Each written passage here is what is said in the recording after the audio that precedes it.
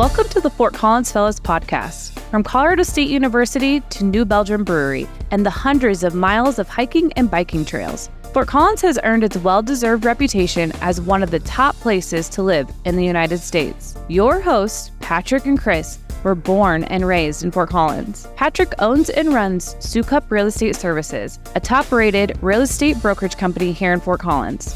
Chris is the co-owner of the Murphy Whitlock Group, a top-rated residential mortgage broker based out of Fort Collins. Now join the fellas as they uncover the stories, places, and people that make Fort Collins so exceptional. So you're looking to spend Fort Collins dollars. This is the man to speak to. He's got the big pocketbook ready to write you any type of check you want. Mr. Travis Storin, the CFO of the city of Fort Collins. We are talking all things budget and finance relations with the city of Fort Collins today. Travis, thank you for coming on today. Thanks for having me. First time caller, long time listener, I guess. Hey, all right. Patrick said you had money for us, so I like how this is working out already. This is a good start. This is the first time we've ever been offered that on one of our podcast episodes. That's right. Yeah, the taxpayers are gracious. Well, Travis, I see you're drinking a cup with the number one ranked team in this country right now. They just absolutely demolished Clemson, and gets me into talk to us a little bit about your past, your history, and how you got to where you are today. Yeah, thanks for that. I indeed am a Georgia Bulldog. Went there for my undergrad and graduate after growing up in the Atlanta area. Had a great time at Georgia and am happy to see them have all this success. Tough game coming up against the fearsome Tennessee Tech here in week 2, but I think we'll be safe and sound. Tennessee Tech. Yeah, what is the spread in that one? That's what I want to know. I didn't look up what the books are saying.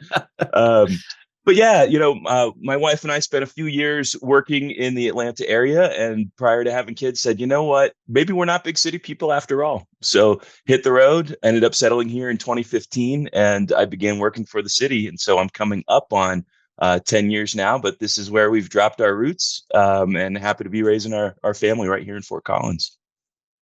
Very cool. Yeah, I've seen you a time or two at the food truck rally, so it is kind of that small community vibe. We got to introduce to each other at the Fort Collins Club, or now Genesis Central, whatever. But so how did you get involved with kind of the finance department? Is that kind of your background? You got your graduate degree in finance and just kind of hit the ground running with City of Fort Collins? Yeah. Let's pull that apart. So I studied accounting at Georgia and went into public accounting for the Big Four firms. So I worked for KPMG doing the audit and consulting thing. My client base was not in government. So I started working really with kind of Fortune 500 types of clients, SEC filers in the insurance industry, most primarily. Great way to start a career, but my peak travel year was like 200 nights on the road. That's great when you're 24. It's not so great when you're raising a family. So, really, I've never necessarily envisioned myself working for a local government. But, Fort Collins has proven to be a pretty special place, both in terms of the community as well as the municipal organization. We have inherited strong leadership for multiple generations now of city management, department leadership, and then not the least of which are elected officials. We really benefit a lot from the presence of the university, and we end up with just great leadership throughout. So I don't know that I would go and work for any old government, but Fort Collins has been really special and just a really enriching 10 years now. 10 years. That's awesome. Almost. It'll be 10 years in the spring. Because you were the intern, and then they gave you the full position after the previous gentleman left. Is that correct? A number of years ago? Yeah. So my predecessor, Mike Beckstead, still lives here in town. Awesome leader, was a great boss. And he did retire. He timed it really well. He retired right in February of 2020, shortly before we all learned what an N95 mask was. And so I did become the interim, Chris. I was the interim for about a year. That was a pretty tumultuous year. When you rely on sales tax for your top line revenue as a business at the same time that many of them are closing their doors, at least temporarily, if not longer, it was pretty crazy. But yes, in 2021, I did become the permanent CFO and have been doing that since. Travis, explain to everybody a kind of, because your role is you're not an elected official. No, sir, I'm not. Like and tell everybody a little bit about, I mean, the CFO, you're running our budget, you're proposing these budgets. What is the breakdown in terms of hierarchy? Who do you report to? Who hires your job? How does that work within city council and, Kelly DiMartino and, everybody involved? Yeah. So it starts with kind of our form of government, where cities in America are primarily either what's called a council manager form of government or a strong mayor form of government. Usually for cities of our size, it's going to be the former. It's that council manager structure where the city council is essentially hiring a limited number of positions. In our case, that's 3. So the city council appoints the city manager, our city attorney, and the municipal judge. And then it's those 3 people's job to staff out the professional services organization. So my boss is the city manager, and the city manager serves at the pleasure of the city council. So you contrast that with like Denver, where the mayor is essentially the CEO and is staffing out the whole organization. Gotcha. Okay. I think it's important for everybody to understand kind of how that kind of flows down. And we love Kelly, so she must be a great boss. Same. Yeah. So we're kind of in an interesting time period for you, very, very busy time period. So thank you for taking out, an hour of your day, especially during this. But talk to us a little bit about what exactly is going on with the city of Fort Collins right now, and why it's important for our listeners to kind of be listening to this episode. Yeah, no, thanks for that lead in, Patrick. It's a busy time, but this is a perfect time to be speaking with the two of you this morning. So we're recording this in early September. I know it'll release later this month. On Friday, August 30th, we released what's called the city manager's recommended budget. So that's the culmination of about 7 months of staff work, pretty intensive. In Fort Collins, we actually budget 2 years at a time because of the level of effort involved rather than a single fiscal year. So the significance of calling it that city manager's recommended budget is because this is the budget that the staff develops, but it's not really ours to adopt. It's for the elected representation of our community to adopt. So the next roughly 8 to 10 weeks is all about our city council kind of inheriting that recommendation from the staff and then making it their own. So they get to ask the staff all of the questions. They can say, hey, I would rather fund service A instead of service B in this budget. That's theirs to do. So we're embarking on that work starting on Tuesday, September 10th, with a series of work sessions and public hearing for the public to engage within in order for the council to ultimately adopt it by the end of November. So our charter says that we must leave November with a balanced budget for the following year. And as if I've got anything to say about it, we will be doing just that. But yeah, this is kind of the time to, I'll say, mix and match and take that recommendation and, merge it into what the council sees as their own priorities for the staff to carry out in 2025 and 2026. And how they've got their what is it, 12 priorities. So how often is it that they're just basically simply adopting what you guys recommended versus just throwing a total curveball and, it's like a 10% variance from what you guys suggested to what they actually adopted? Or how much can that change between now and the end of November? Yeah. I appreciate that question. Yeah. In my time, I've never observed them to take it, at 100.0%. There's no pride of ownership on the part of the staff in terms of if they see fit to make changes there. I don't know that we've ever reached like 10%. There's a lot of nuance in our world with the different sources of money. So we've got kind of, I would call, fences around some of the city's funds. So for instance, we run an electric utility. And when our customers pay their electric bill, legally, it has to be used for electric services. I or council members, neither one of us are able to take that electric dollar and funnel it into a parks system. So there are kind of constraints there. The council could not legally wholesale change the whole thing, but they will undoubtedly leave their fingerprints on this in terms of what gets funded and what doesn't. To Colorado, like that example is great, Travis. You're talking about is that how most cities across America do it, or they take all the money and then they kind of spread it out, or is that just specific to Fort Collins and Colorado?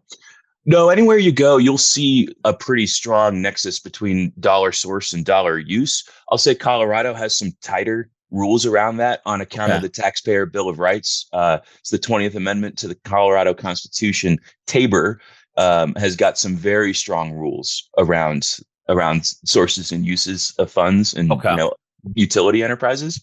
But yeah, more or less, I would say that kind of bucketing and fencing that I described is pretty common in our industry. And what is our total budget? And I'm going through, so just so people know, you can go see the actual, it's 500 pages long. If you're really bored and have a lot of time, you can go through it. But, Patrick, before we start recording, I have like kind of the numbers up in front of me, but give our listeners, followers, a general idea of what is Fort Collins' budget, Travis, and then maybe we can go into some of the specifics on kind of where the money's being spent.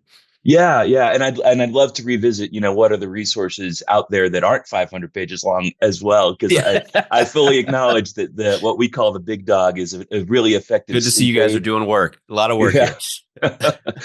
So back to the question, what the council will adopt is a budget that's right around $900 million. We are at this point a pretty enormous enterprise. We're the fourth largest employer in Fort Collins at about 2,400 employees.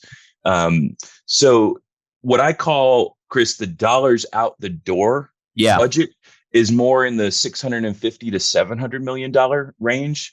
Okay. That big number, the $900 million, there's a lot of what I would call kind of public finance double counts where, the streets department is paying the utilities department to help out with snow removal or something like that, where there's kind of internal transfers, or some of our sister agencies like the Downtown Development Authority. The real city dollars out the door budget is right around $650 million. Okay. And that's each year, because I know you're doing these budgets for 2 years, but that's each year. That's annually, yes. Okay, annually. Okay, perfect. And talk to us a little bit, like Chris suggested, maybe go over some of the high level expenditures, some maybe some things that you're excited about that are getting funded, and that you could see maybe city council really narrowing in on. Maybe it's such a vast budget, and they'll take their time, like you said. The city council meetings do take their time to make sure that things get done right, and but maybe a couple areas that you could see them narrowing in their focus that is going to be really kind of like pressure points maybe of the community. Yeah. What you'll find in flipping through the budget, there are 7 outcome areas. So we've got culture and recreation, economic health, environmental health, safe community, transportation and mobility, neighborhood community vitality, and then what we call high performing government, kind of sort of your office and administration functions. So across those 7 outcome areas, each has what we call the water line. And at that water line, everything above the line is recommended for funding, and everything below the line is either not recommended or we weren't able to secure the funds to get it done. So there will be a lot of nuance in the answer to your question. I'll start with kind of what are the things that I'm excited and proud to recommend, and what are the things that I'm predicting are going to cause some friction points. So, I have to start by acknowledging that one, all budgets are hard. Even when there is plentiful growth, like right after the pandemic, we shot up like a rocket ship economically as a community, kind of ricocheted off the bottom. And those were budgets of plenty, and they're still hard. You still can't fund all of the things. In this case, we're firmly post-pandemic. Budget's really only going up about 3% a year. So the first way I'd answer your question is I'm really proud to just fund the 24/7, 365 operations. We think that the service level is really high here in Fort Collins in terms of your potholes, your medians, your utility services, your law enforcement, like getting the 24/7, 365. We're really happy to deliver on that. So I know that budgets, and we'll get into kind of like, okay, well, what's the new stuff and what's the stuff that's not funded? There's plenty of that as well. I know budgets are often evaluated in terms of like, well, what's new and what got funded? And, I want to acknowledge that, the vast majority of what we do here is all about that 24/7, 365. So that preamble aside, what are we excited about? In no particular order, we're really getting underway on a brand new community recreation center in the southeast of Fort Collins over by Fossil Ridge High School. I know you're down there, Patrick. That's going to be a gem of a facility. And I know we're, probably 3 years away when you get through all the design, construction. Oh man, I put it at 5 years, but 3 years. I love it. Well, let's not take that one to the bank just yet. It'll be a year of design and at least 2 years of construction. But yeah, three is probably the floor. That facility, strong partnership with the school district and the library. This budget takes huge strides towards the design of what's going to be a major neighborhood center down there in the Southeast. And it's been a long time coming. So we're happy to see that one get funded, at least on a recommended kind of basis. Some of the others, so that would probably be one of the marquee items on the culture and recreation outcome area. We'll come back to some of those within that outcome area. But, in economic health, light and power is a huge part of that. And the way that, we power our community businesses and commerce around Fort Collins. This budget takes huge strides towards our climate goals and the partnership with Platte River Power Authority. So we've got what's called a virtual power plant that's funded within this budget. Lots and lots of asset management types of enhancements as well. We've got a very reliable utility. And although we've got these ambitious climate goals, those are getting a lot of funding. We don't want it to come at the sacrifice of reliability. So lots of investments there.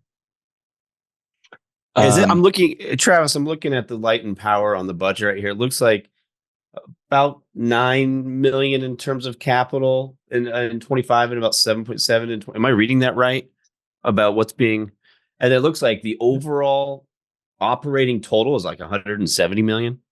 Yeah. Most of that is, for the actual purchased power, the bill that we pay. If we talk about the big line items, like most organizations, personnel's big in our budget. Sure. The second biggest line item of the city, you just hit on it, is the 110 million or so that goes to Platte River Power Authority to buy their full portfolio of energy. What does that look like if you had a chart of that for the last 5 years in somebody, has that dollar amount gone up substantially for the citizens of Fort Collins? Energy on a relative basis is pretty darn cheap in this part of the country.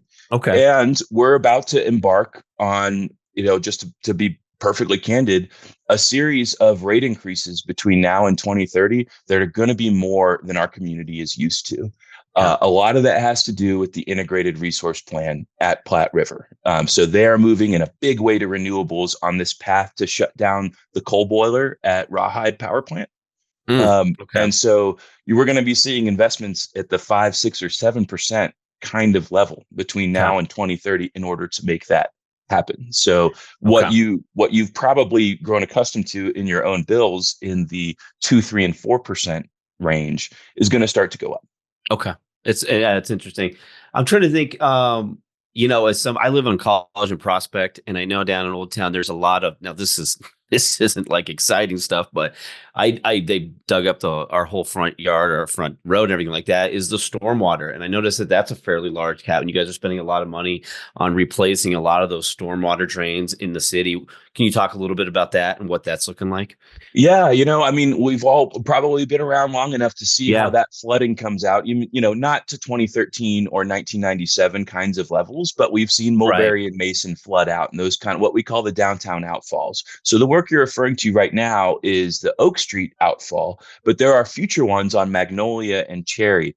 Those are massive capital projects. So Oak Street on its own is a $40 million project. And I can nerd out on this stuff, guys. Like that project, like we are ripping open a street from sidewalk to sidewalk and going 28 feet down. Like it's a big undertaking.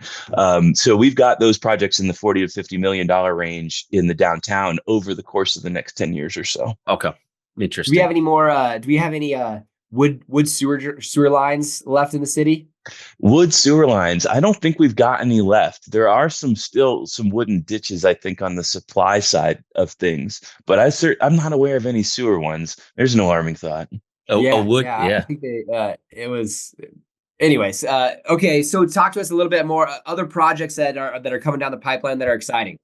Yeah. So, in the law enforcement and safety space, I know you had Chief Swoboda on here recently. We think that we have struck upon something really innovative and effective with the HOPE team. That's our homelessness outreach program. That's been on a pilot basis here for the last 2 years. And this budget would make the HOPE team permanent because originally that was kind of like a carve out from the patrol division of police services, which, comes at a trade-off, comes at a cost. So we're really happy to see the Hope team funded. Also in the law enforcement space, that they do a lot of innovative police work there. So I know that this is about to be controversial. It's been in the paper, the speed corridor concept with the camera detection at 6 of our intersections. That's an example of the level of innovation that we see for the investment of the public dollar. And then even like the body cams, yes, it's a good thing, and the law says that we all need to have them. But what's the functionality that we can drive? So what I think is really neat is those cams are actually now using AI to draft the officer's police report, so that's less keyboard time for that very expensive, highly trained, highly professional police officer. They review what the AI has drafted based on the camera footage. So we're finding ways to, I would say, stretch the dollar and stretch people's time, especially when it comes in the, highly compensated form. Yeah, I'll say, Patrick, that's exactly what Don was talking about. Don Downs on our interview was talking about how it's not necessarily that there's more crime, it's the same amount, but it's just taking a lot longer to process all of the information that what they used to do years ago is just go write down a report, literally on pencil and paper, and then hand it in. And now all of that body cam footage, hours and hours of footage, has to be logged, categorized and everything like that. So that's interesting to hear you talk about how they're using AI to basically, not use as much manpower up in those hours. But that's interesting. Yeah. Others kind of bouncing around a little bit. You mentioned some of the stormwater outfall work in the downtown. There's also a lot of kind of natural restoration in the south. So on Fossil Creek, we've got a $6 million investment proposed to rehab Fossil Creek from Trilby to LeMay. That's kind of this elbow that goes in of the southeast down there. So restore it to a kind of natural vegetative sort of state. I mentioned the virtual power plant development earlier. That's a $2.5 million investment. Pretty neat idea in partnership here again with PRPA. People's electric vehicles or their large scale battery storage, basically they would opt in to a network where that can be de-energized and re-energized during peak periods, so that we're, kind of creating this sort of community power plant on a virtualized kind of basis. So that's exciting work. Big council priority this term on active modes. They really see that as a big part of the concept of 15-minute cities. So it's actually really an intersection of a number of things. You've got 15-minute cities, Vision Zero to decrease injuries and fatalities on our roads. So we've got $1.7 million investment proposed into active modes. That's a rather unprecedented level of investment. And it's thanks to the Fort Collins taxpayers who approved what we now call the 2050 tax. But last November, there was a half cent, so 50 cents of every $100 purchased, a tax that was passed that goes to parks, recreation, climate, and public transport. So that new source of money is kind of one of the big headline news of this budget and the investments that we get to make as a result of that. Travis, talk to us about accountability. These are amazing plans. I mean, I love them. They're great, but who's ultimately in charge of making sure the stuff gets done? Yeah. Well, the most straightforward answer is our city manager, Kelly DiMartino. Okay. Right. Like all the pressure's on Kelly. Culturally, the tone we set as a leadership team is the budget is a promise. We are looking our community in the eye and saying, here is what you get. Here are the services and the projects and the programs that we can activate because of the investment that you have entrusted in us. Mm-hmm. So there's kind of a sacred duty component to that. We've got a number of, I'll call them like accountability mechanisms and processes in the way that we try and be data driven and report out on what the results are. A lot of kind of stoplight dashboards, red, yellow, green. Is this on track? Does this need help? And, there are certainly exceptions where something gets delayed, but on the whole, it's about viewing this as a promise. Okay. Well, that's interesting. Yeah, I'm excited about the Siphon overpass, the McMurray Harmony underpass. Those are two things right there that I like I said, I live on the southeast side, so I tend to pay a little bit more attention to what's happening there with the community center, those overpasses, the Mail Creek Trail that got connected. I mean, just super cool things that are happening. And Patrick, are you talking about the bike trail that goes over to like Greeley eventually that's going to get connected? That's the Pooter Trail. That's the Pooter Trail. Okay. Will also connect, correct? In 2025 is the hope. So yeah, from Bellevue to Greeley. Yep. Yeah, that, I now have been here long enough to remember when that power trail crossing that you're describing at McMurray was really just a glint in our eye. And this is the budget cycle where that's going to start to become a reality, at least in design terms. It'll probably be the following cycle in which construction actually happens. But yeah, we're going to be able to get our cyclists and pedestrians across Harmony Road without having to go through that stoplight there, which, we have had injuries and even a fatality at that intersection. So that's a big thing for Southeast connectivity. It is. Yeah. It is. It's a lot of linear distance for those multimodal travelers to cross. We were just talking about the 2050 tax, and I was listening to city council, maybe a work session, and they were talking about there was the different priorities, obviously transportation, climate, and environment, or where we are at transportation, Parks and Rec. There we go.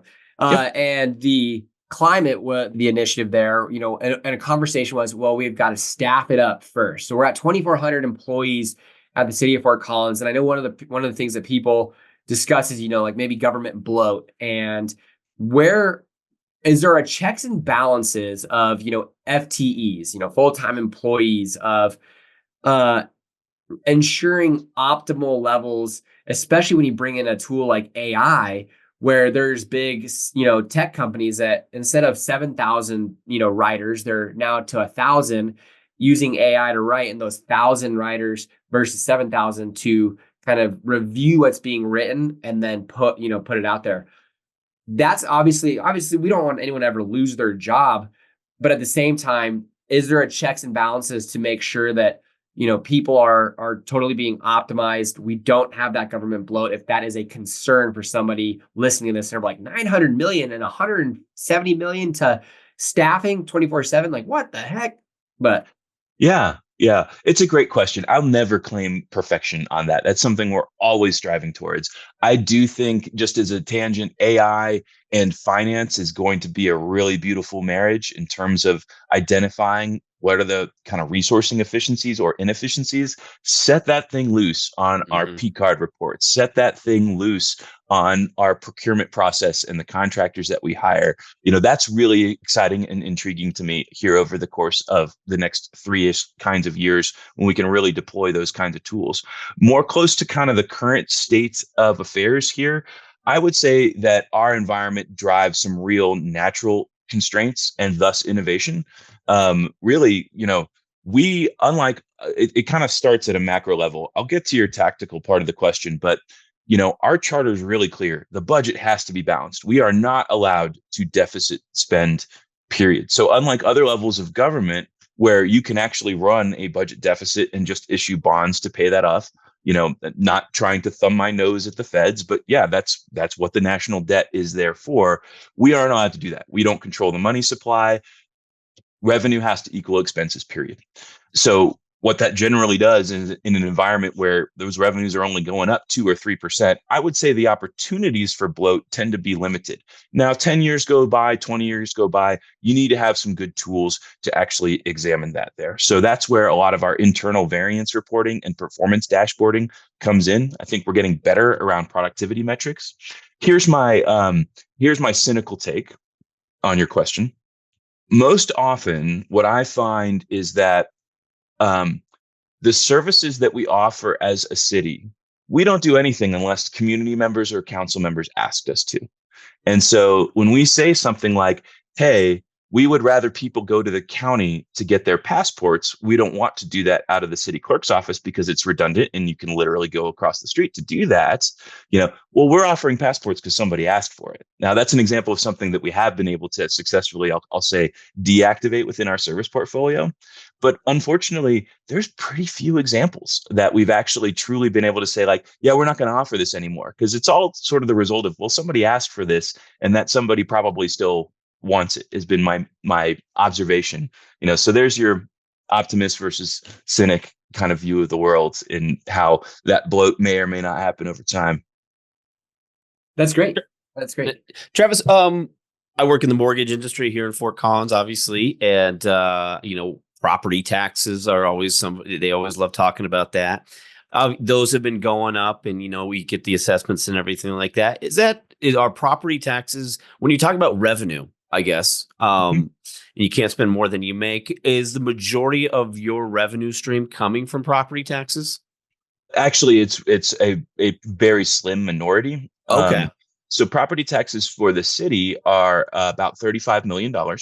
Okay. On that big dollars out the door budget of 600. Oh, that 600 million that you're talking about. Interesting. That's pretty reflective of Colorado as a whole. Okay. Usually what you find is property tax is kind of the purview of the counties, and sales tax is the purview of the cities. Now, we blur that from time to time. And then I should say that 2/3 of that $35 million is actually pledged to Poudre Fire Authority. So that's the primary way in which fire protection is funded here. Oh, I didn't know that. Fort I'm not Collins sure I knew that. Gotcha. Yeah, in the region. You talk about like people like Texas has got very high property taxes, but they love it because we have no income tax. So the money's got to come from somewhere. It comes from somewhere. Yeah. All right. Well, I was joking earlier about, writing checks to us and I expect that check later to come. So thank you for that. But our new sponsor. Yeah. Is there any citizen initiatives that could go on to a budget? Like, hey, and if so, how, or if not, no, tough luck. Yeah. You got to grease somebody else's palm, so type deal to get that going. Well, yeah, I actually find that Fort Collins on the whole is pretty above board in terms of, community influence. And so fortunately, we've had a very high tradition around ethics. I feel compelled to at least label that. As far as, the citizen with the bright idea to submit, it is best done through the council. They will often refer those residents to us on the professional staff. I'll share that we have, so our business case is called a budget offer. So, our budget construct is an interesting concept called budgeting for outcomes. It's served us well over the years. The whole idea is this marketplace of buyers and sellers. So a seller, in my case, I say, hey, Fort Collins, here's why you should buy financial services, accounting and treasury and payroll from me. I'm selling you these services. And then we have teams of buyers that are matched up to say, yes, I would like to buy these financial services. I've resisted having residents write offers themselves.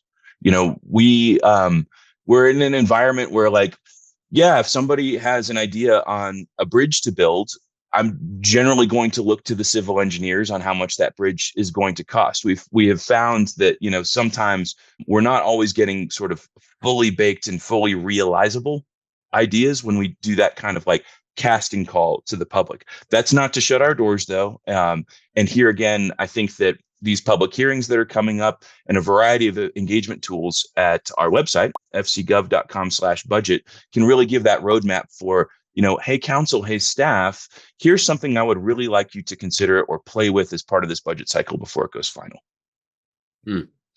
I just found your Southeast Community Center with pool, $15.2 million on the budget. No. Yeah, so that's a start. That facility is ultimately going to be in a $65 to $85 million kind of range. It's wide right now because we're still deciding on amenities and facilities. Gotcha. Within it. But that's kind of I'll say it, the seed money there. We've got a variety of financing strategies where I'm pretty confident we'll pull off the $65+ million facility. It's just a question of what's in it. Gotcha. If you were to talk to a, prospective resident or somebody who's just curious about Fort Collins and, well, gosh, your sales tax is higher than anybody in Northern Colorado. And I just can't do that. I'm going to move to Loveland where it's 3% versus your 4.35%. What would you kind of counter that with? And what I'm kind of looking for is what do you think are the darlings of our tax dollars being spent on? Those clean medians, curbs, alleyways, all of these things that kind of makes Fort Collins special, but need to be paid for by way of, sales taxes. Yeah, it really is all about that level of service, Patrick. The reality is Fort Collins is a well-resourced community from a government operations standpoint. Relative to other municipal peer cities, it's a well-resourced organization. full stop. I'll try and not, juxtapose our level of service and immediate others, but like take a day in which it snows, for example. Our service standard has been shiny black asphalt in time for the morning commute. And, I take my kids to preschool outside of Fort Collins. And as soon as I cross city limits, I know it. Not because there's a sign that tells me, but because the snow level's on the road. And so like multiply that example by medians. You mentioned the alleys, the downtown kind of flowers in the summer and lighting during the holiday season. There is a level of service when you get to facilities like the gardens on Spring Creek or our recreation centers as well. So, we could spend our entire time unpacking that exact question and go kind of like service by service. Because we try and have data that tells us that like, no, really the potholing is that good, or the absence of potholing is that good in Fort Collins. I drove through Brighton and I was like, I couldn't imagine considering buying a house in Brighton. And like, this is the inroad to the area that I'm literally like dodging and swerving through these potholes. I was like, that just wouldn't exist in Fort Collins or really Northern Colorado from my perspective, but especially Fort Collins. Yeah. And, that's actually the streets. That's a reflection of a longstanding institutional partnership with the Chamber of Commerce. They were big supporters of a dedicated quarter-cent tax for streets. Everybody uses them. I don't care if you walk, drive, ride the bus, or ride a bike. You're using a street. Yeah. Mm-hmm. What does the budget look like for snow removal, Travis? Oh gosh, I'm going off of memory here. Yeah. I want to say we're in the $3 to $4 million a year ballpark. I feel compelled to go and confirm that, though. I'm gonna push on that a little bit to get a little bit, maybe if you have more granular data, because people ask me that all the time, and I ran my uncle's properties for a long time, and obviously snow is variable, right? And you could have heavy years and slow years, but what I did was I averaged out, and I don't know what your standards are, they could be much, much higher, but we had, if it snowed 2 inches, we're shoveling, then every 1 inch after that, we're shoveling. But we averaged out after 5 years, Fort Collins averages 7 to 10 snowstorms, so 2+ inches, which equates to 14 to 20 snow shovels. And so I'm curious if you have like road mileage or, how often they're actually getting out there. So if somebody was to ask, like, how often are the roads getting plowed? Oh, they're getting plowed 37 days a year. Yeah. I'm going to be reaching, in trying to come up with lane mile estimates and time to clear kinds of estimates. Let me probe on the budget a little bit, because I am feeling like I underclubbed it with that estimate. A lot of it is in the people power, right? Like we've got 23 plows here in Fort Collins, and during a snow event, they're running 24/7. It's 12-hour shifts, and you take that plow back to HQ and tag out, get some rest, and somebody tags in to that plow. So a lot of that money is in the people resources and the de-icing materials that go into it. And I'm just not able to put my fingertips on the dollars and the data. Like that I was pushing that you were incorrect on that number. I was just saying push to get more granular on, how that equates to time, because it is an interesting question. We're always trying to recruit our in-laws to come live here, and they lived in Alaska for 4 years. I'm like, this is not Alaska. I was like, we have 300 days of sun. It is going to snow at 8 a.m. and then it'll be gone and melted off by 12 p.m. And the infrastructure here is phenomenal. Like, you can absolutely operate your life. Now, let's just say there's a heavy storm. Yeah, sure. And if you have the ability to delay getting to work or not be on the roads, you can remote work. Sure, do that. But that's going to be a limited amount of days each year. And so it's just this interesting conversation, because like, no, we just can't do the winters anymore. It's just, we want to see the roads. I'm like, you will that same day. Yeah. The sun's coming and it's going to blast it all away for the most part. Yeah. I know we're gonna run up against the time here. I would love to hit on some of the other offers that we were able to fund, and then your very original question of where are the challenges that are coming up here. So, we mentioned the 2050 tax. That's part of this budget's headline news from a growth standpoint. Not so positive to deal with is we are coming up against kind of the end of the pandemic funding era from the federal government. So the American Rescue Plan sent to Fort Collins $28 million of federal relief that we've activated for the last 3 years, and that money's running out, the so-called ARPA cliff. So some of that pandemic era programming, we think that we've discovered something really innovative, and we're recommending that continues. So for the entrepreneur community and small business community, we've been running what we call the Multicultural Business and Entrepreneurship Center, the MBEC. That has been very successful programming to help, particularly, monolingual non-English speakers start a business, which they have been doing in record numbers. That's well studied across the pandemic, across the country. Some of the, universal preschool and pre-K programming that the governor has activated, we're able to bring here to Fort Collins, even in a post-ARPA kind of era. Some of our cultural and community programming at the Lincoln Center and the Art and Public Places programming that really was bolstered during the pandemic, we're recommending that continue with funding. On the not so optimistic side of things, and what we have not yet been able to secure funding for from ARPA, the council had activated some of that funding for eviction assistance for renters. And that's money that is effectively running out unless we're able to make a trade-off somewhere else. Defund this so that we can fund that. We're still working to identify potential funding sources to continue the immigration defense funds from a social services kind of standpoint. So I know that those are going to be of high interest, and across the two programs in the 2 years, about $900,000 worth of funding that I predict that council will be deeply interested in exploring.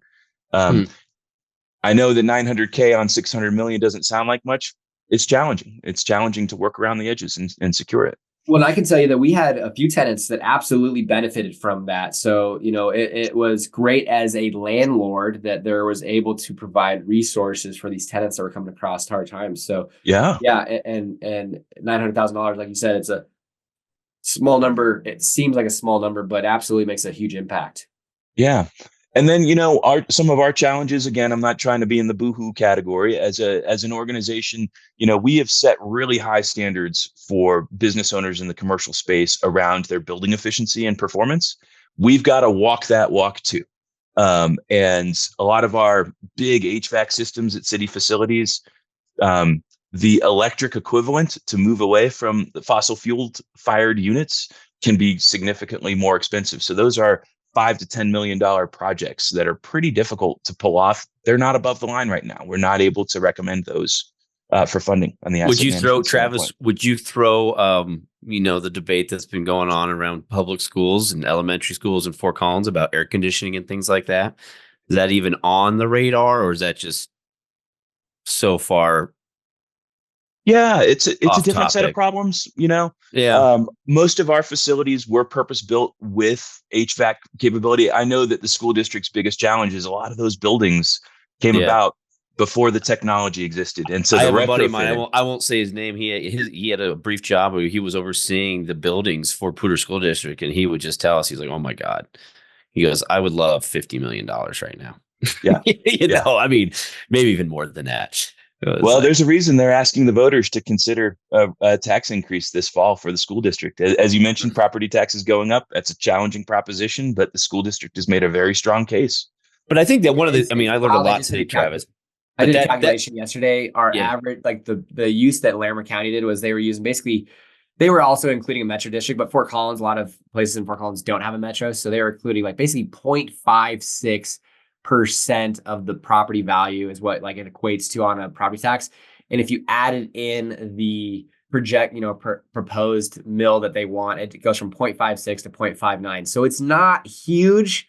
It's just going to be a hard sale where people already feel like we had a huge increase for property taxes. So it's going to be, if you work it out, it's not huge. It hopefully would really solidify what makes Fort Collins honestly so great is such a strong school system in the Poudre School District. But a lot of people don't have kids, and they're detached from it, so that's gonna be a hard sell for them, I'm sure. Yeah, I honestly, school district finance in Colorado is very complicated. I will take my problems over my counterpart, Dave Montoya, and our superintendent, Brian Kingsley, over there. I'll take my problems over theirs if I'm being perfectly blunt. Well, Travis, I think like on behalf of all of us, we want to thank you for. Well, real quick, is there anything else, Travis, that Yeah. you wanted to hit on? Thanks for that opportunity. Let me just take a moment and make sure I got through some of the I appreciate large the scale golf marketing budget. items. Shout out to all our golfers here in town. It's good to see the Southbridge golf looks budget. amazing, by the way. Yeah, I am consistently amazed at how well that is held up. Like a lot of people took up golf in the pandemic. Oh yeah, and they're still golfing. They've really so our fund is onto the sport. 5 million. Am I looking at it right? Golf fund. That sounds correct. 5 million for 2025. They self-generate the revenue, right? That's right. They do not get any tax dollars to run the 3 golf courses that we operate. Yeah, so wow. it's Okay. a self-sufficient business. All It right. is. It is. Props to my golf pros. Way to run a Yeah. P&L. Way to run a P&L, guys. Yeah, Travis, anything else that we're missing? I mean, I feel like we could talk for hours on a lot of this stuff. I Nerd understanding the disruption that these kinds of projects cause. We are proposing to finish out the Harmony Road resurfacing. So the work of this year was fast. That was a strike force that got in and out of there, disruptive They were good. nonetheless. That Yep. took it all the way to Timberline. This next budget would take it from Timberline to College, just moving further west. So buckle up, Fort Collins, and be patient with your fellow drivers. But it's needed work, and I hope that it's They evident. did do when the it work very is done. fast. They crushed That it. was quick. Yeah.